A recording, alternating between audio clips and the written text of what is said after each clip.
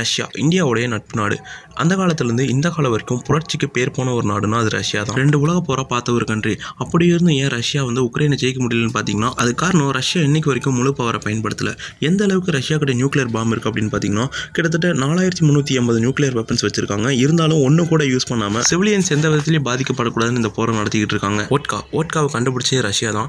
Marriage function, birthday party இல்லை வேறு ஏதாவது ஃபங்க்ஷன் அப்படின்னா கண்டிப்பாக அங்கே ஓட்கா இருக்கும். ஏன்னா ஓட்கா அப்படிங்கிறது ரஷ்யாவோட ஒரு கலாச்சாரமாகவே பார்க்கப்படுது. அங்கே பார் அப்படிங்கிறது நீங்கள் காஃபி ஷாப் மாதிரி அங்கங்கே பார்க்கலாம். அங்கே குடிச்சு இறந்து போகிறவங்களோட எண்ணிக்கை வருஷத்தில் 200லேருந்து 300 வரைக்கும் இருக்குது. இருந்து ஏன் நிறைய மக்கள் அதை கன்சியூம் பண்ணிகிட்டே இருக்காங்க அப்படின்னு பார்த்தீங்கன்னா அங்கே இருக்கிற கிளைமேட் அந்த அளவுக்கு -°C இருக்கும். ஸோ உயிர் வாழ்றதுக்காக அதை கன்சியூம் பண்ணி தான் ஆகணும். அது மட்டும் இல்லாமல் அந்த ஓட்கா அப்படின்ற ஒன்று கண்டுபிடிச்சது இதுக்காக தான். ஆனால் ரஷ்யாவுக்கு இதுவே இன்னைக்கு ஒரு பெரிய பிரச்சனையாக இருக்குது. போர் நடக்கிற டைமில் ரஷ்யன் சோல்ஜர்ஸ்க்கு இதை கொடுப்பாங்க. எதுக்குன்னா இது அவங்க மைண்டை கன்சிஸ்டாக வச்சுக்கும். போரில் ஏதாவது அடிபட்டுச்சுன்னா இது அவங்களுக்கு வழி தெரியாத அளவுக்கு பார்த்துக்கும். சொல்லப்போனால் ரஷ்யாவோட இந்த கிளைமேட் தான் ஒரு காலத்தில் ஜெர்மனி கிட்ட இருந்து ரஷ்யாவை காப்பாத்துச்சு.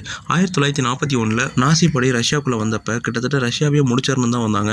ஆனால் உள்ள வந்தோடனே அவங்களால குளிர் தாங்க முடியல. ஏன்னா அந்த அளவுக்கு -°C இருந்ததை பார்த்துட்டு நிறைய பேர் பின்வாங்கிட்டாங்க, நிறைய பேர் இறந்தே போயிட்டாங்க. ஸோ ரஷ்யாவுக்கு இது ஒரு பெரிய பலம் தான். அதனால இன்னைக்கு உக்ரைன் மூலமா ஜெர்மனி ரஷ்யாவை அட்டாக் பண்ணிட்டு இருக்கு. சொல்லப்போனால் ஜெர்மனி 2ஆம் உலக போருக்கு அப்புறம் நாங்கள் இனி எந்த ஒரு போர்லையும் நாங்கள் தலையிட மாட்டோம் அப்படின்னு சொன்னாங்க. ஆனால் இன்னைக்கு ஏதோ ஒரு ஆங்கிள் ரஷ்யாவை வம்பழுத்துட்டே தான் இருக்காங்க. அடுத்தது ரஷ்யாவோட நிலப்பரப்பு. யூரோப் கண்ட்ரீஸ்லேயே இல்லை உலகத்திலேயே மிகப்பெரிய நிலப்பரப்பை கொண்ட நாடுனா அது ரஷ்யா தான். அதே மாதிரி 2 கான்டினென்ட்டை ஒன்றா இணைக்கிற கண்ட்ரினா அது ரஷ்யா தான். ஈஸ்ட் யூரோப்பையும் நார்த் ஏசியாவையும் ஒன்றா இணைக்குது. இவ்வளோ பெரிய கண்ட்ரியை ஒருத்தர் ரூல் பண்ணுறாருன்னா அவர் எவ்வளோ பவர்ஃபுல்லான ரோல் பிளே பண்ணணும். அதே மாதிரி இங்கே மக்கள் தொகை அப்படிங்கிறது வெறும் 14 கோடி தான். இங்கே டைம் ஜோன் அப்படிங்கிறது ரொம்ப வித்தியாசமானது. ஏன்னா 2 கான்டினென்ட்டை இணைக்கிறதுனால இங்கே 11 வகையான டைம் ஜோன் இருக்குது. இப்போ மாஸ்கோவில் 12 மணி அப்படின்னா நீங்கள் வேற ஒரு ஸ்டேட்டுக்கு போகும்போது 11 மணியாக இருக்கும். நெக்ஸ்ட் ரஷ்யாவில் இருக்கிற ஃபாரஸ்ட். உலகத்துக்கு எப்படி அமேசான் ஃபாரஸ்ட் ரொம்ப முக்கியமோ அதே மாதிரி யூரோப் கண்ட்ரீஸ்க்கு ரஷ்யாவில் இருக்கிற ஃபாரஸ்ட் ரொம்பவே முக்கியம். ஏன்னா அந்த கண்ட்ரியோட பரப்பளவில் 49% ஃபாரஸ்ட் தான். ஆனால் இப்போ அங்கே டீஃபாரஸ்டேஷன் அப்படிங்கிறது ரொம்ப அதிகமாகவே நடந்துகிட்டு இருக்கு. Next oil export. சவுதி அரேபியாவுக்கு அடுத்து 2வது மிகப்பெரிய அளவில் ஆயில் எக்ஸ்போர்ட் பண்ணுறாங்கன்னா அது ரஷ்யா தான். ரஷ்யாவுடைய மிகப்பெரிய GDP growthல முக்கியமான பங்குனா அது oil export. Ukraine versus Russia வரலாம். அமெரிக்கா ரஷ்யா மேலே அவ்வளோ சாங்ஷன்ஸ் போட்டும் பல கண்ட்ரிஸ் இன்னைக்கு ரஷ்யாவை சப்போர்ட் பண்ணிட்டு இருக்காங்க. இது ஒரு முக்கிய காரணம். ஏன்னா அந்த கண்ட்ரிக்கு ரஷ்யா ஆயில் எக்ஸ்போர்ட் பண்ணுறதை ஸ்டாப் பண்ணிட்டாங்கன்னா அந்த கண்ட்ரி டோட்டலாக கொலாப்ஸ் ஆகிறதுக்கு வாய்ப்பு இருக்கு. ஏன்னா ஒரு கண்ட்ரிக்கு மெயின் சோர்ஸே டிரான்ஸ்போர்ட்டேஷன் தான். அது ஸ்டாப் ஆயிடுச்சுன்னா அந்த கண்ட்ரியை திவால் ஆகிறதுக்கு நிறைய வாய்ப்பு இருக்கு. இது ரஷ்யாவுக்கு ஒரு பெரிய பலம் தான். நெக்ஸ்ட் ரஷ்யாவில் 115 வேல்கனோ இருக்கு. அதில் 77 இன்னும் ஆக்டிவாக தான் இருக்கு. 2017 2022 டைம்ல நிறைய வேல்கனோஸ் தானாவே வெடிச்சிருக்கு. அதை சுற்றி உயிர் வாழ்ற மக்களுக்கு எப்பவுமே அங்கே ஒரு ஆபத்து இருக்கு. நெக்ஸ்ட் ரஷ்யா பண்ண ஒரு சின்ன தப்பால அமெரிக்கா அசுர வளர்ச்சி அடைஞ்சிருக்கு. 1867 ரஷ்யாவில் ஒரு பொருளாதார நெருக்கடி ஏற்பட்டிருக்கு. அப்போ தங்கிட்டு இருந்த அலாஸ்கா அப்படின்ற ஒரு லேண்ட் அமெரிக்காவுக்கு வெறும் $7 மில்லியன் வித்திருக்காங்க.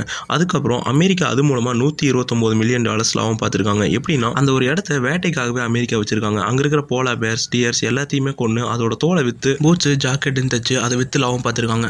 சொல்லப்போனால் 2021 அலாஸ்கா தான் most hunting place in the world. சொல்லப்போனால் அதுக்குன்னு தனியாக ஒரு யூனிவர்சிட்டியே இருக்குது. எப்படி வேட்டையாடுறது அப்படின்னு ஒரு கோர்ஸே நடத்துகிறாங்க. நெக்ஸ்ட் அந்த நாட்டோட பிரசிடென்ட் விளாடிமிர் புட்டின். இவரை பற்றி சொல்லணும்னா ரியல் லைஃப் ஜேம்ஸ் பாண்ட். 90 காலகட்டத்தில் ரஷ்யா மிகப்பெரிய பொருளாதார நெருக்கடியில் இருந்துச்சு. அதை மாற்றி அமைச்சதே இவர் தான். சொல்லப்போனால் அந்த நாட்டோட கான்ஸ்டிடியூஷனே மொத்தமாக மாற்றிட்டார். 2008 வரைக்கும் ஒருத்தர் 2 வாட்டி தான் பிரசிடென்ட்டாக இருக்க முடியும் அப்படின்னு ஒரு ரூல்ஸ் இருந்துச்சு.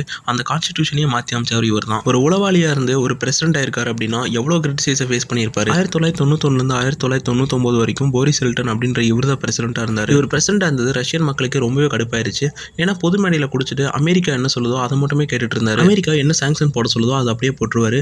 அப்போ புட்டின் பிரைம் மினிஸ்டராக இருந்தார். இது புட்டினுக்கு ரொம்பவே கடுப்பாயிருச்சு. 2000 அவர் பிரசிடென்ட் ஆகிறாரு. அந்த டைமில் எக்கனாமியா ரொம்பவே டவுனாக இருந்துச்சு ரஷ்யா. அடுத்த 8 வருஷத்தில் அது எல்லாத்தையுமே மாற்றி அமைக்கிறாரு. ஒரு நாட்டோடைய தலையெழுத்தையே ஒருத்தர் மாற்றி அமைக்கிறார் அப்படின்னா அவருக்கு இன்னொரு ஃபேஸ் இருக்காமையாக இருக்கும். அதே மாதிரி தான் அவரை எதிர்த்த யாருமே உயிரோட கிடையாது. அதே மாதிரி இவருக்கு ஒரு லவ் ஸ்டோரி இருக்குது. அதெல்லாம் பயங்கர இன்ட்ரெஸ்டிங்காக இருக்கும். அதுவும் ஒரு ஏஜென்ட்டாக இருக்கும்போது லவ் பண்ணார். ஸோ அதெல்லாம் சொல்லவா வேணும் எப்படி இருக்கும்னு. ஹாலிவுட் படத்தையே மிஞ்சிற அளவுக்கு தான் இவரோட லவ் ஸ்டோரி இருந்திருக்கு. ஒரு டீச்சர் தான் அவர் லவ் பண்ணியிருக்காரு. 2024 காலகட்டத்தில் இப்படி ஒருத்தர் இருக்காரு அப்படின்றது ஆச்சரியமான விஷயம். அதுவும் 71 வயசில் இவ்வளோ ஆக்டிவாக இருக்காருன்னா இவர் உண்மையாலுமே லெஜெண்ட் தான். நெக்ஸ்ட் ரஷ்யாவுடைய ஒரு ஃபேமஸான ஆயுதம் ஆட்டோமேட் கலாஷ்னிகோவ் AK-47. சொல்லப்போனால் இது 2 வருஷமாக டிசைன் பண்ணியிருக்காங்க.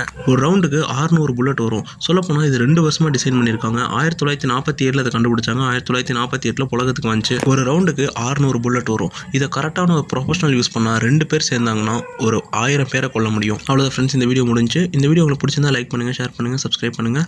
தென் வேறு ஏதாவது வீடியோ அப்படின்னா கமெண்ட் பண்ணுங்கள். நான் அந்த வீடியோ போடுறேன். I love you all. By.